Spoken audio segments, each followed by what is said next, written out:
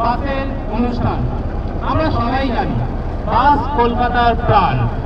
বাস ছাড়া আমরা একদিন এক সপ্তাহ কখনো ভাবতে পারি না, কারণ আমরা কোথাও থেকে কোথাও যেতে চাইলে প্রথমেই আমরা বাসের কথা মাথায় আনি।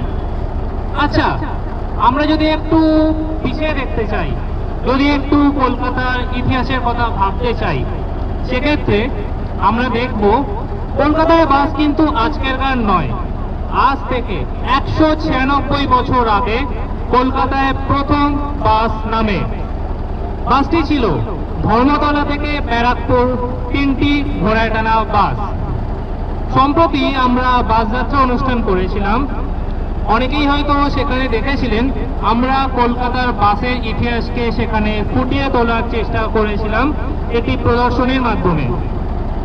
তবে সম্প্রতি আমরা আরো একটি নতুন তথ্য পাই ইতিহাস খুঁজে, যেটি হলো শুধুমাত্র 1830 সাল নয়, 1830 সালের 22শে নভেম্বর প্রথমবার কলকাতায় বাস চলে। এই 22শে নভেম্বর আজ থেকে ঠিক 196 বছর আগে।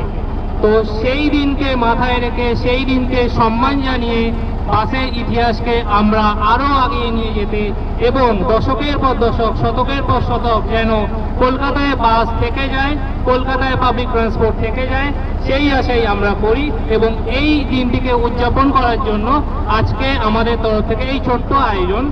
তো এই বলে আমার কথা